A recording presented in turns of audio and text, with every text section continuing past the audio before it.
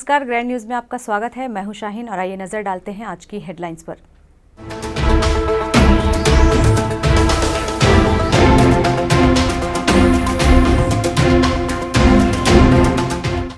लौह पुरुष और पूर्व प्रधानमंत्री की शहादत दिवस को किसानों ने मनाया अधिकार दिवस के रूप में।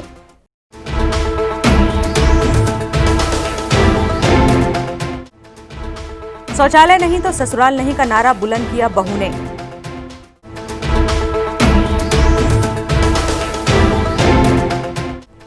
धर्मेंद्र का अमित जोगी को खुला चैलेंज, मरवाही की जनता 3 नवंबर को करेगी न्याय।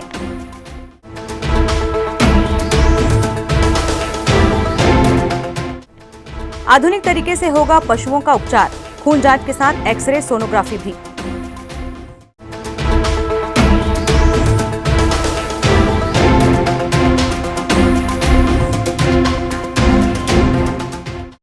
ग्रैंड न्यूज में अब खबरें विस्तार से। मरवाही विधानसभा चुनाव को लेकर कांग्रेस के नेता धर्मेंद्र यादव ने अमित जोगी पर आरोप लगाते हुए खुला चैलेंज किया है कि 3 नवंबर को मरवाही की जनता इसका जवाब देगी। छत्तीसगढ़ के मरवाही विधानसभा में 3 नवंबर को संपन्न होने वाले चुनाव को लेकर भिलाई कांग्रेस के नेता मरवाही में मोर्चा संभाले हुए हैं। विगत 10 दिनों से कार्यकर्ता घर घर जाकर भूपेश बघेल के सुशासन और कांग्रेस की नीति के बारे में बता रहे हैं। इसी कड़ी में कांग्रेस नेता धर्मेंद्र यादव ने अमित जोगी द्वारा भाजपा को समर्थन देने की बात पर स्पष्ट रूप से अमित जोगी को खुला चैलेंज दिया है कि 3 नवंबर को होने वाले चुनाव में मरवाही जनता उन्हें न केवल सबक सिखाएगी बल्कि कांग्रेस प्रत्याशी को पूर्ण बहुमत से विजयी भी बनाएगी। कारण मरवाही की जनता विकास चाहती है। मतदाताओं का सौदा करने वाले गद्दारों को जनता सबक जरूर सिखाएगी। मरवाही की जनता को प्रणाम। आज अखबार के में पढ़ा कि अमित जोगी जैसे लोगों ने मरवाही की जनता का सौदा भारतीय जनता पार्टी के हाथों कर दिया है। मैं अमित जोगी जी को खुला चैलेंज करता हूं कि 3 तारीख को उनको इसका जवाब मरवाही की जनता देगी और प्रचंड बहुमत से कांग्रेस को विजयी बनाएगी। जय कांग्रेस, विजय कांग्रेस, जय छत्तीसगढ़। दाऊ वासुदेव चंद्राकर कामधेनु विश्वविद्यालय दुर्ग के अंतर्गत पशु चिकित्सा एवं पशुपालन महाविद्यालय अंजोरा द्वारा दाऊ वासुदेव चंद्राकर की पुण्यतिथि के अवसर पर दुर्ग में पूर्व विधायक प्रतिमा चंद्राकर, महापौर धीरज बाकलीवाल की उपस्थिति में नवनिर्मित पशु अध्यापन चिकित्सालय का शुभारंभ किया गया। दाऊ वासुदेव चंद्राकर की पुण्यतिथि के अवसर पर दुर्ग में कामधेनु विश्वविद्यालय के अंतर्गत पशु चिकित्सालय पशुपालन केंद्र का शुभारंभ किया गया, जिसके माध्यम से पालतू पशुओं का उपचार आधुनिक तरीकों से किया जाएगा व चिकित्सालय में पशुओं की खून जांच के साथ साथ उनके मल मूत्र की जांच, एक्सरे सोनोग्राफी की सुविधा भी उपलब्ध रहेगी। साथ ही पालतू पशुओं व स्वान के सभी प्रकार के ऑपरेशन व गंभीर परिस्थितियों में जानवरों को ऑक्सीजन देने की सुविधा भी इस चिकित्सालय में उपलब्ध है। आपको बता दें कि इस पशु चिकित्सालय में पशुओं से संबंधित जानकारी व उचित परामर्श भी विशेषज्ञों द्वारा समय समय पर लोगों को दिया जाएगा, जिससे विभिन्न बीमारियों से ग्रसित पशुओं के इलाज में किसी तरह की कोई कमी न आए व नवनिर्मित इस चिकित्सालय में पशुओं के उपचार के साथ विभिन्न प्रकार की औषधियां भी पशु पालकों को निःशुल्क रूप से प्रदान किए जाएंगे। पशु चिकित्सालय के शुभारंभ अवसर पर पहुंची पूर्व विधायक प्रतिमा चंद्राकर ने बताया कि इस चिकित्सालय के माध्यम से सभी प्रकार के पशुओं का इलाज इंसानों के इलाज के जैसे ही होगा और शासन स्तर पर की गई यह शुरुआत छत्तीसगढ़ के लिए गौरव की बात है। साथ ही यह छत्तीसगढ़ का पहला चिकित्सालय है जहां पशुओं का भी काफी बेहतर तरीके से इलाज व ऑपरेशन किया जाएगा। इस तरह से अस्पताल पहली बार यहाँ पर खुला और मेरे ख्याल से छत्तीसगढ़ में पहला हॉस्पिटल है जिसमें हमारे पशुओं का इलाज, जिस तरह इंसान का इलाज होता है उस तरह पशुओं के इलाज के लिए व्यवस्था की गई है शासन स्तर पर। तो निश्चित रूप से हम सब के लिए खुशी का अवसर है कि हमारा पशु जो धन है हम लोगों का और जो विकास है किसानों के विकास के जो कड़ी में पशुधन को हम सबसे बड़ा एक सौगात मानते हैं। तो इस दिशा में अगर शासन स्तर पर प्रयास हुआ है तो निश्चित रूप से प्रदेश के मुख्यमंत्री की सोच है, नरवा गुरवा गरवा बारी, जिस तरह से पशुओं के बारे में सोचते हैं, उसके संवर्धन के बारे में सोचते हैं और उन्होंने इसकी चिंता की। प्रदेश में इस तरह से अस्पताल का उन्होंने बजट रखा और खुलवाया, तो हम सब किसानों के लिए बड़ा खुशी की बात है।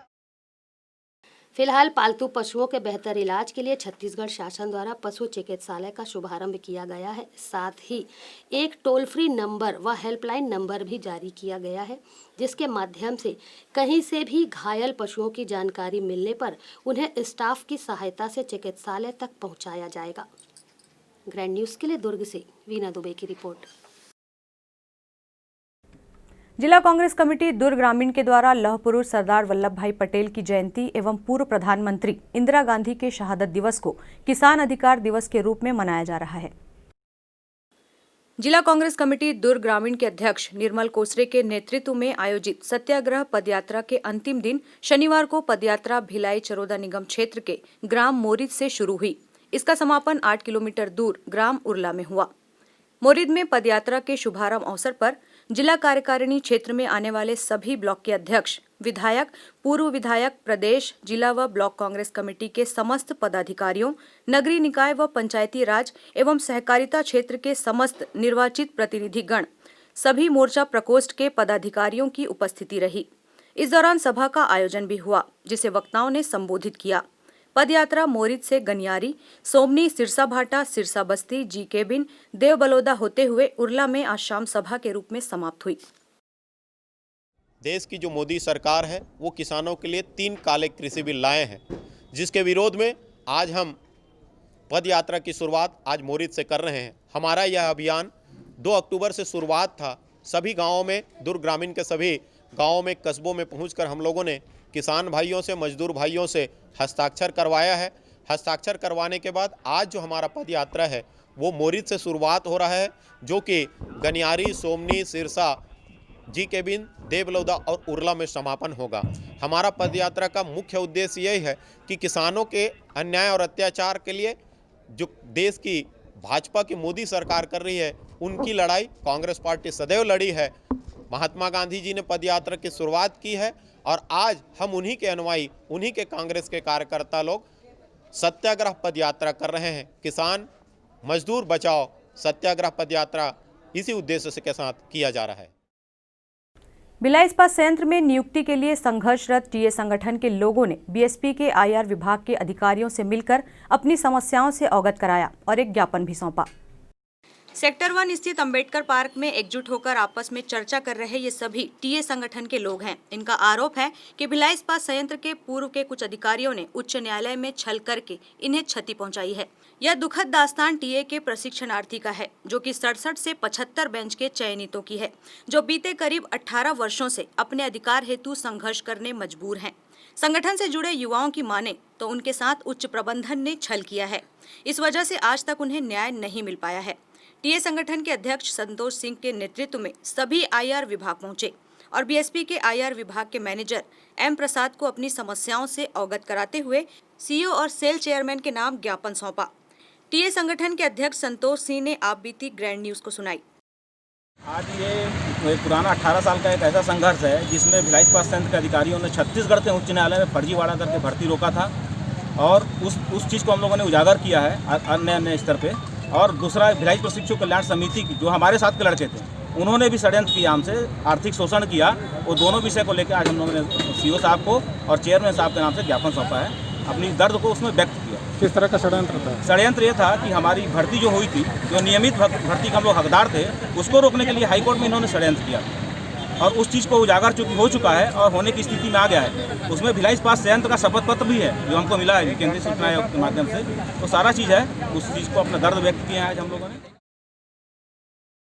वक्त है एक ब्रेक का, आप देखते रहिए ग्रैंड न्यूज। सेलिब्रेशन सफारी बारनावा पारा वाइल्ड लाइफ सेंचुरी में स्थित खूबसूरत cottage and rooms, Bastar art से सुसज्जित शानदार कॉटेज, सर्व सुविधा युक्त रूम्स, बाथटब युक्त बाथरूम, स्विमिंग पूल, बच्चों के खेलने के लिए पार्क, खान पान की व्यवस्था, प्रोफेशनल सर्विस, सेंचुरी घुमाने के लिए वाहन की व्यवस्था। सेलिब्रेशन सफारी बारनावा पारा। For booking and more details contact 9425507202।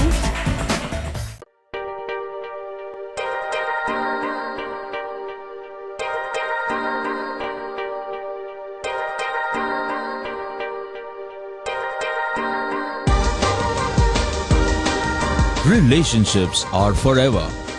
Out of all loved ones, your children are most precious. One of our biggest dreams is to give our children's marriage the top in luxury and facility.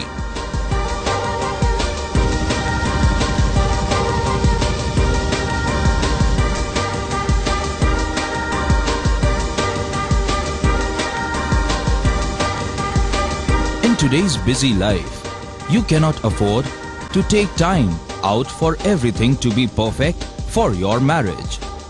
And you cannot compromise on quality of service for your guests. Our customized marriage packages are made just according to your wish. This presentation will acquaint you with the different luxury packed marriage packages available. This package has an elaborate menu with 60 mouth-watering items. Bharat Swagat including welcome drink, snacks and sweets. A breathtakingly decorated welcome gate and the arena decorated with flowers. To give you the best colors in view, we organize special light effects for all areas. We take care of decorating the groom's car to its best attire and exclusive DJ beats for extreme fun and valet parking to make your guests feel like an emperor. Our exclusive add-ons give you unlimited freedom to customize your ceremony to its best.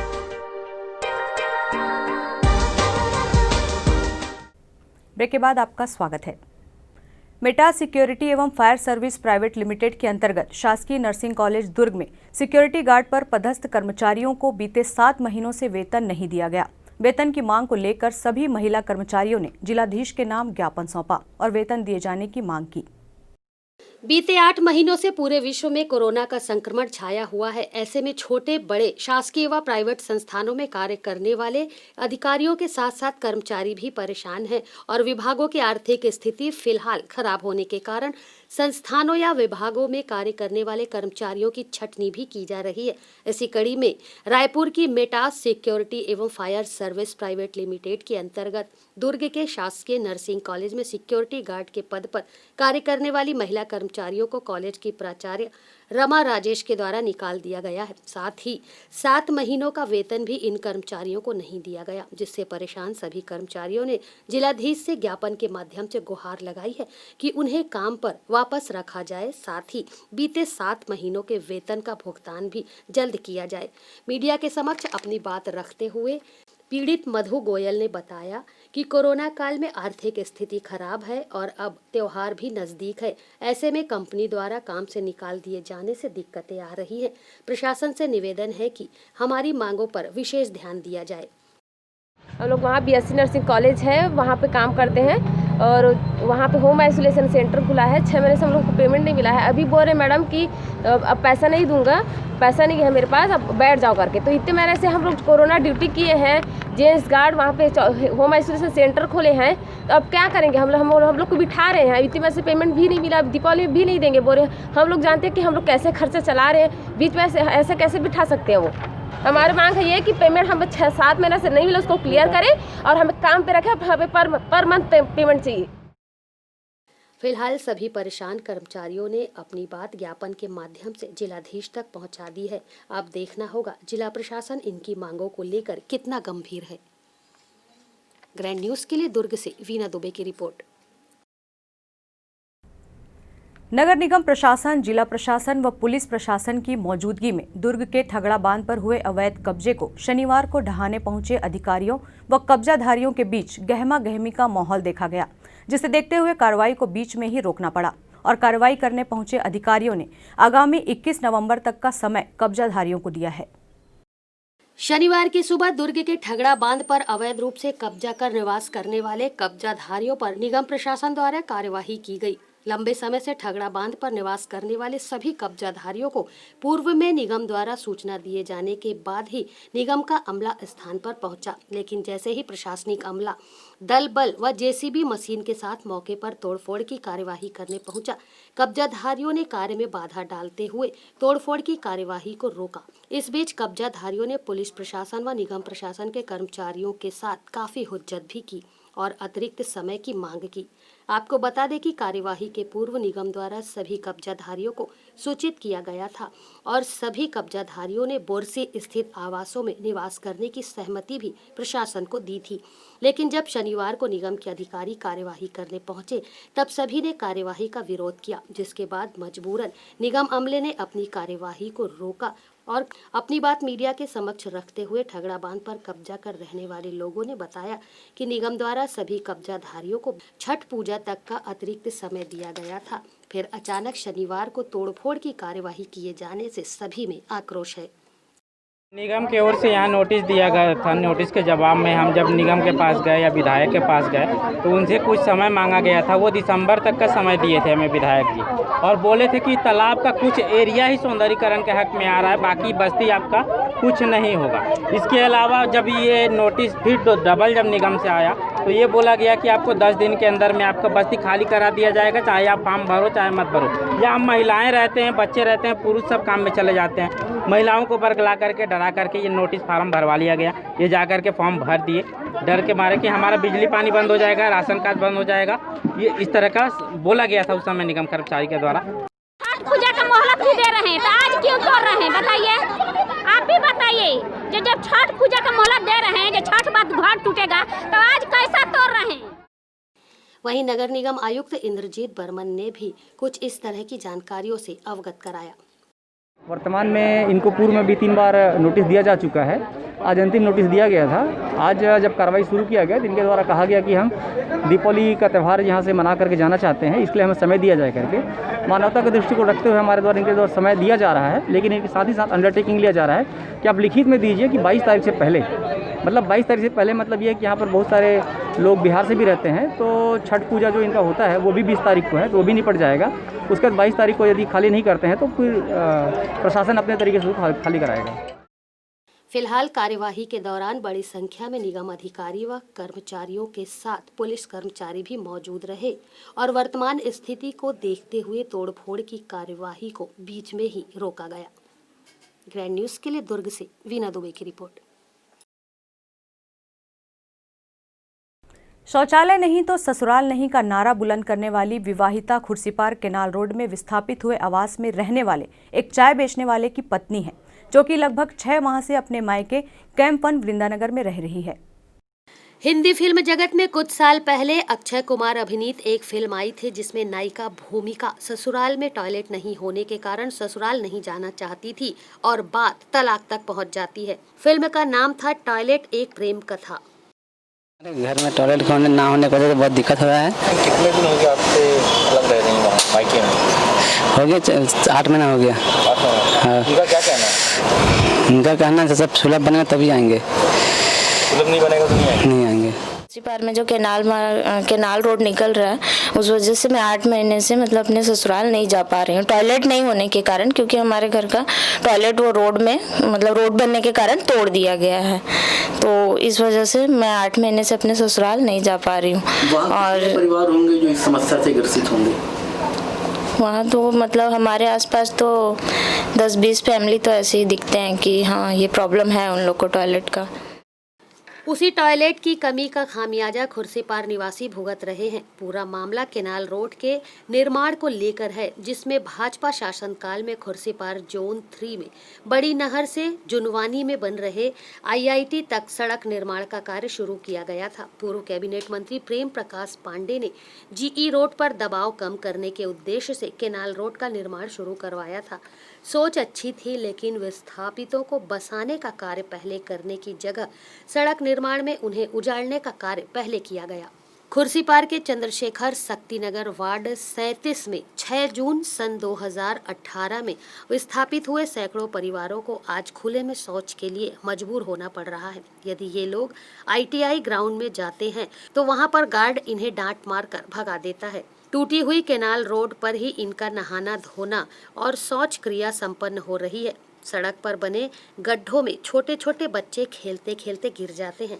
सबसे ज्यादा समस्या बरसात के दिनों में हुई, जहां पर सड़क के गड्ढे तालाब में तब्दील हो गए थे। और यहाँ पे 1 साल लगभग हो गया है ये मतलब मिट्टी भरा नहीं रहा है यहाँ पे, और मतलब बच्चे लोग गिरते रहते हैं यहाँ, मतलब मोहल्ले वाले हैं ना, तो बच्चे आते रहते हैं बहुत सारे, तो दिक्कत हो जाता है यहाँ का। और गड्ढा भी बहुत ज़्यादा, पानी बारिश गिरा तो भर जाता है पूरा, लगता है कि ये मतलब तालाब की तरह ऐसा हो जाता है। तो अभी इसको मरम्मत कर नहीं रहे हैं, पूरा आगे करवा रहे हैं, इधर करवा रहे हैं, इधर ध्यान ही नहीं दे रहे हैं। तोड़फोड़ के 3 माह पूर्व 8 मार्च सन 2018 को कैंप 1 वृंदानगर निवासी शिल्पा की शादी नागेश्वर उर्फ रोशन कुमार के साथ सामाजिक रीति रिवाज के साथ संपन्न हुई। जून माह में हुई तोड़फोड़ के कारण नागेश्वर के घर का शौचालय टूट गया। कुछ माह तो शिल्पा भी औरों की तरह ITI का रास्ता अपना लेती थी, लेकिन गार्ड की जिल्लत ने उसे अपने मायके का रुख करने के लिए मजबूर कर दिया। महीनों से अपने मायके में रह रही है। उसके साथ मायके में विधवा माँ के साथ रहने का गम है, तो खुशी इस बात की भी है कि वह लगभग 6 माह से गर्भवती है। हाँ, बड़े नागेश्वर के शादी किया हूँ तो 1 साल हुआ है, और शौचालय था, शौचालय के नाल के चक्कर में वो टूट गया है। और बहू बोलते भाई शौचालय तो हम आएंगे, हमारे नाती और लड़के लोग हैं, मजबूरी में ITI में कहीं जैसा भी अपना गुंजाइश कर लेते हैं। ITI में जाने पे वहाँ कोई ऑब्जेक्शन नहीं करता? भाई करते हैं, क्यों नहीं करेंगे। पहले का शौचालय था सर नगर निगम का, लेकिन वो कैनाल रोड निकलने की वजह से वो टूट गया। 1 साल हो गया, जिसके वजह से हमारी भाभी भी यहाँ नहीं है, वो अपने मायके चले गई है। शौचालय की समस्या विकराल रूप से विद्यमान है, क्योंकि निगम द्वारा निर्मित एकमात्र सार्वजनिक शौचालय में ताला लगा हुआ है। आखिर लोग जाएं भी तो कहां जाएं? घर परिवार में माँ, बहन, बेटी और बहू भी हैं जो खुले में शौच के लिए मजबूर हैं। ग्रैंड न्यूज़ के लिए कैमरामैन सन्नी देवांगन के साथ संतोष तिवारी की रिपोर्ट। नगर निगम भिलाई चरोदा के सभागार में शनिवार को राष्ट्रीय शहरी स्वास्थ्य मिशन के तहत कार्यशाला का आयोजन किया गया। कार्यशाला में निगम क्षेत्र के जनप्रतिनिधि शामिल हुए और कार्यशाला में बताई गई बातों को आम जनता तक पहुंचाने की बात कही गई। राष्ट्रीय शहरी स्वास्थ्य मिशन दुर्ग के द्वारा नगर निगम भिलाई चरोदा के जनप्रतिनिधियों की शहरी स्वास्थ्य पर आधारित उन्मुखीकरण कार्यशाला का आयोजन किया गया था, जिसमें आयुक्त एवं महापौर भी शामिल हुए। इस कार्यशाला में कोरोना से बचने के उपाय बताए गए। इसके अलावा बुजुर्गों के लिए बुजुर्ग हमारी धरोहर का नारा देते हुए बुजुर्गों को बचाने के लिए हर चिकित्सा उपलब्ध कराई जाएगी। इस संजीवनी योजना के तहत ग्रामीण जनों का इलाज स्वास्थ्य विभाग के विशेषज्ञों द्वारा कराया जाएगा। चिकित्सा सुविधा वीडियो कॉलिंग के माध्यम से घर बैठे भी मिल सकेगी। राष्ट्रीय शहरी स्वास्थ्य मिशन इकाई चरोदा द्वारा हर साल जनप्रतिनिधियों का जो सहयोग लेने के लिए कार्यशाला आयोजित की जाती है, जिसमें जो विभिन्न बीमारियां हैं, जैसे वर्तमान में कोरोना है या डेंगू की बीमारियां जो पिछले सालों आई है, इन सब में जो जनप्रतिनिधियों का सहयोग लेने के लिए कार्यशाला आयोजित होती है, उनको शासन की जो भी स्वास्थ्य से संबंधित योजनाएं हैं या जो कर रहे हैं या उसके संबंध में अवगत कराया जाता है, ताकि वो आम जनता तक उस योजना को पहुंचा सकें और जनप्रतिनिधि के माध्यम से इन योजनाओं के क्रियान्वयन के लिए प्लस जो कोरोना संबंधी जो भी समस्याएं या अन्य बीमारियों संबंधी समस्याएं, उनके जो भी हम कार्यान्वयन करते हैं, जिसमें जो सहयोग मिलता है, जन सहयोग, उसकी अपेक्षा से कार्यशाला का आयोजन किया जाता है। आज नगर निगम चरोदा में जो हम लोग जो जनप्रतिनिधि लोग होते हैं, उनके साथ में मिलकर उनका एक दिवसीय उन्नयन कार्यशाला का आयोजन किया गया था, जिसमें हम लोग आने वाले समय में कोरोना से कैसे हम लोग लड़ाई लड़े और कैसे लोगों को बचा सके, इसके लिए एक रणनीति तैयार करना थी। और साथ ही जो हमारा ई-संजीवनी एक योजना चालू हुई है, जिससे टेलीमेडिसिन के माध्यम से लोगों का इलाज किया जा सकता है, जिससे कि उनको स्पेशलिस्ट डॉक्टर की सुविधाएं घर बैठे या नजदीक चरोदा नगर निगम में ही रहकर जो सरकार शासकीय अस्पताल में उसमें उनकी सेवाएं ले सकते हैं। राष्ट्रीय शहरी मिशन दुर्ग के अंतर्गत चलाई जा रही इस योजना का मुख्य उद्देश्य कोरोना जैसी महामारी से सभी वर्गों को बचाना है तथा विशेष तौर पर बुजुर्गों को घर बैठे चिकित्सा का लाभ मिल सके, उन्हें इलाज के लिए इधर उधर भटकना ना पड़े तथा किसी पर आधारित न रहें, इनकी तैयारी है। नगर निगम भिलाई चरोदा क्षेत्र के सभी वार्डों में श्रमिक पंजीयन शिविर का आयोजन किया जा रहा है। शिविर महामाया पारा के पटेल भवन में शुरू हुई। 3 वार्डों में लगभग 298 श्रमिकों ने पंजीयन कराए हैं। श्रमिक पंजीयन शिविर को अच्छा प्रतिसाद मिल रहा है। श्रमिक योजना का लाभ लेने सभी दस्तावेज दिखाकर पंजीयन करा रहे हैं। श्रमिकों को श्रमिक कार्ड बनने के बाद कई लाभ मिलने लगेगा। सामान्य तौर पर भगनी प्रसूति, नौनिहाल छात्रवृत्ति एवं मृत्यु सहायता योजनाएं जैसी कई योजना शामिल है। इस योजना की मॉनिटरिंग स्वास्थ्य प्रभारी अश्विनी चंद्राकर कर रहे हैं। शिविर में ऐसे श्रमिकों का पंजीयन किया जा रहा है जिनका संगठित व असंगठित श्रमिक के रूप में पंजीयन नहीं हो पाया है। शिविर लगाने का मुख्य उद्देश्य है जिनका श्रमिक कार्ड नहीं बन पाया है उनका श्रमिक कार्ड बनवा रहे हैं और ज़्यादा से ज़्यादा योजना का लाभ ले सके हितग्राही, इसलिए शिविर लगाया गया है। और आने वाले 1 नवंबर से मुख्यमंत्री शहरी श्रम स्वास्थ्य योजना के तहत बस आएगी और हितग्राहियों का निःशुल्क इलाज किया जाएगा। हमारे यहाँ श्रम विभाग से जो योजनाएं संचालित है उसके अंतर्गत भगनी प्रसूति है, नौनिहाल छात्रवृत्ति है, आपका मृत्यु सहायता योजना है, इन सभी योजनाओं का लाभ ले सकते हैं। जयंत गुरुकुल फाउंडेशन का शुभारंभ दुर्ग में किया गया। संस्कृत, योग, ध्यान और अनुसंधान पर आधारित गुरुकुल फाउंडेशन का शुभारंभ गृह मंत्री ताम्रध्वज साहू के हाथों संपन्न हुआ। शुभारंभ अवसर पर विशेष अतिथि के रूप में फाउंडेशन के संरक्षक IP मिश्रा, अध्यक्ष जयंत पांडे व मुंबई के समाजसेवी उदय प्रताप सिंह विशेष रूप से उपस्थित रहे। सिमटता परिवार जीवन शैली, संस्कृति और प्रोफेशनल पढ़ाई में भारतीय संस्कृति को भुला दिया है और इस बेतरतीब पटरी से उतरती जीवन शैली को वापस पटरी पर लाने में योग और ध्यान का जितना योगदान है उतना किसी का नहीं। इसी के साथ ही अब भाषा और उसकी व्यापकता को समझने के लिए अनुसंधान को जोड़ दिया जाए तो सोने पे सुहागा जैसा होगा। इसी उद्देश्य को पूरा करने के लिए जयंत पांडे गुरुकुल फाउंडेशन द्वारा विशेष पहल की गई और गुरुकुल का शुभारंभ किया गया, जिसके शुभारंभ अवसर पर गृह मंत्री ताम्रध्वज साहू को विशेष रूप से आमंत्रित किया गया। सर्वप्रथम दीप प्रज्वलित कर कार्यक्रम की शुरुआत की गई। तत्पश्चात मंत्री सहित मंच पर मौजूद समस्त अतिथियों का सम्मान किया गया। कार्यक्रम में बड़ी संख्या में पहुंचे लोगों ने कार्यक्रम की शोभा बढ़ाई। विशेष अतिथि के रूप में पहुंचे गृह मंत्री ताम्रध्वज साहू ने बताया कि गुरुकुल में संस्कार की शिक्षा मिलती थी और आज की वर्तमान शिक्षा प्रणाली में जो पढ़ाया जा रहा है उससे काफ़ी अलग है। गुरुकुल फाउंडेशन द्वारा यदि बच्चों को पौराणिक शिक्षा पद्धति से अवगत कराया जाता है तो निश्चित तौर पर भारतीय संस्कृति के हिसाब से ये लाभकारी साबित होगा। गुरुकुल की शुरुआत जो कर रहे हैं, मेरा अपना मानना है कि हमारी पौराणिक शिक्षा पद्धति गुरुकुल ही हुआ करती थी। जहाँ चाहे वो गरीब घर का बच्चा हो चाहे राजा का बच्चा, गुरुकुल ही जाते थे। वहाँ पर सबको एक समान रहना, खाना पीना, शिक्षा मिलता।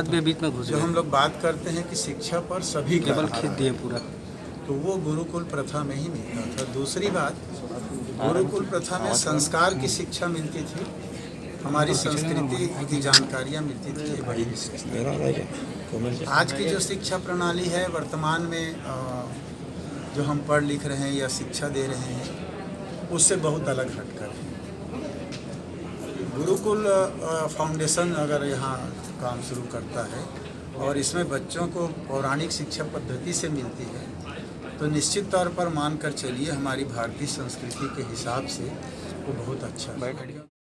फिलहाल गुरुकुल से जुड़ने वाला व्यक्ति चाहे वो कहीं का भी हो, उसे जयंत पांडे गुरुकुल फाउंडेशन द्वारा निःशुल्क जानकारी व प्रशिक्षण दिया जाएगा। ग्रैंड न्यूज़ के लिए दुर्ग से वीना दुबे की रिपोर्ट। ग्रैंड न्यूज़ की खबरों में फिलहाल इतना ही। अब इजाजत दीजिए। नमस्कार।